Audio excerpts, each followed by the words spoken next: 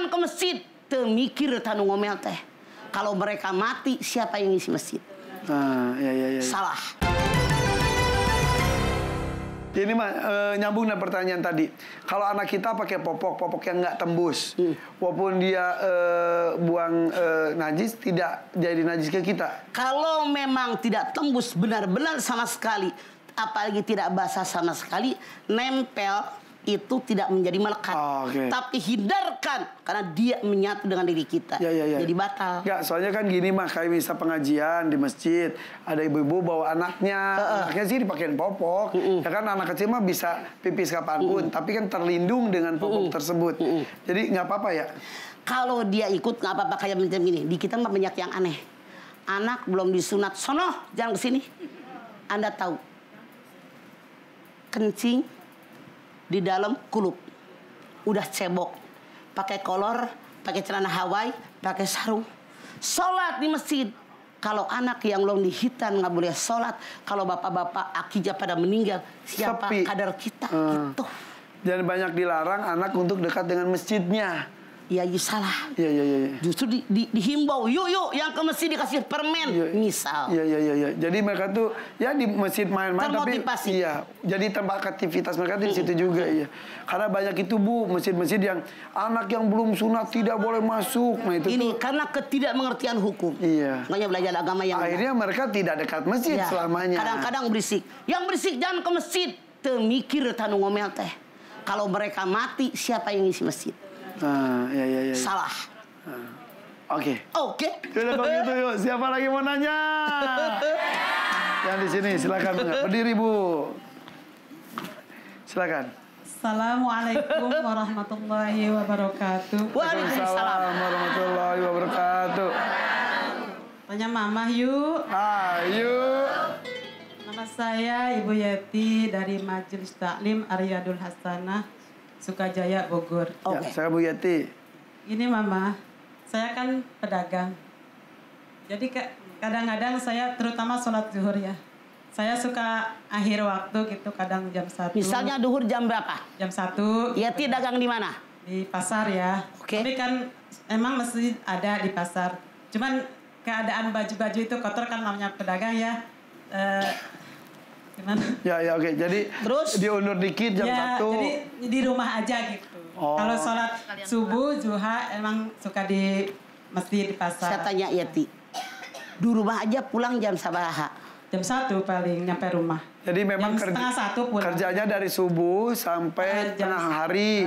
Kalau subuh mah di masjid pasar, duha di masjid pasar. Tapi pas sholat duhur sambil beres-beres pulang jam 1 nyampe rumah baru sholat. Gitu, suka. Kalau mau dagang Yeti berkah, mendingan di musola pasar. Biar dagangnya berkah. Buntel-buntel, titip sama tetangga, nitipnya mau sholat, lebih aman.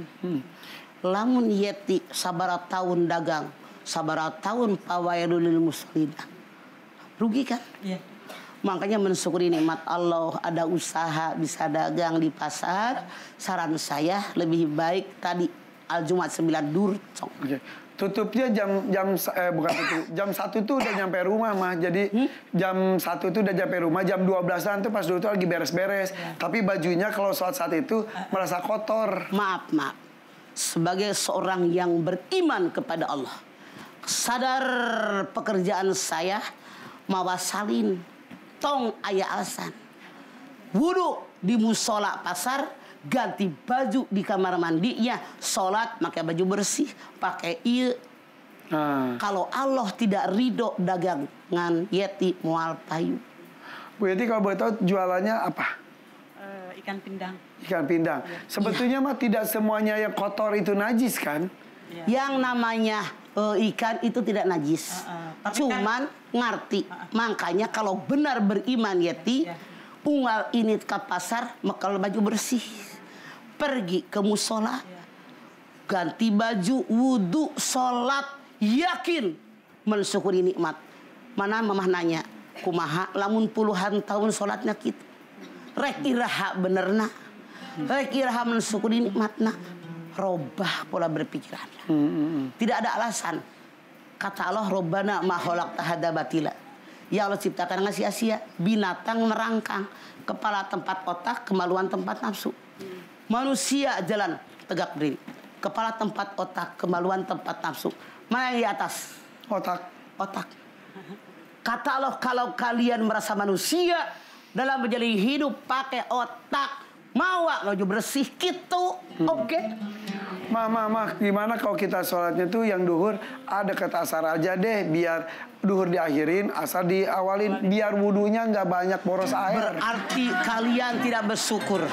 Dosa besar di hadapan Allah. Bagaimana kalau begini? Saya emang gak usah makan. Engke ge lapar deui. Sarua jeung kitu, baik teu kitu. Tong didenge si Irfan. Dengerin gue. Lu mah patohan tuh bener man ya. Kan cuma nanya. Nanya nak teu make cedok. Salah. Oke. Soalnya ada yang gitu, misal kalau misal soalnya ada yang begitu. Apa soalnya saya begitu? Bukan. Aku lagi ini mengibaratkan di satu daerah itu airnya tuh sangat sedikit sekali. Jadi yang tersisa tuh cuma 1 gelas. Akhirnya ya udah deh wudunya dipepetin antara duhur dan asar, karena kalau duhurnya awal entar tengah-tengah hitut. Kapan bisa tayamum? Oh gitu. Kalau sekecamatan yang anca itu aya. Iya. Kapan wudu teh cai mah sagelas ge cukup.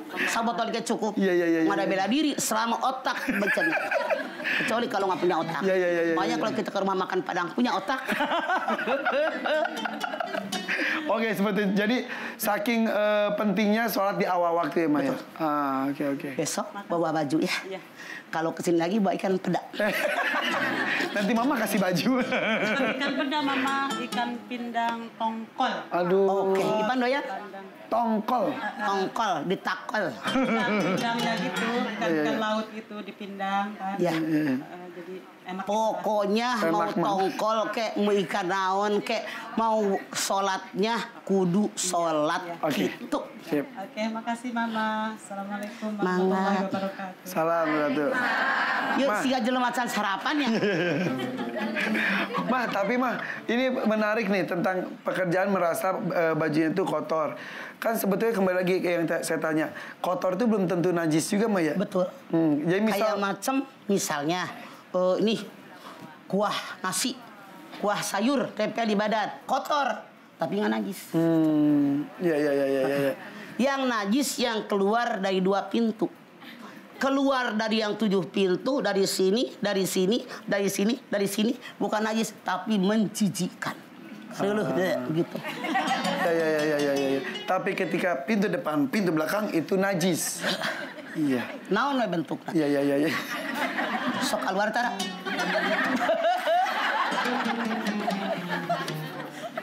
Kita tutup mungkin. Oke. Oke. Tapi itulah ya sholat yang agama.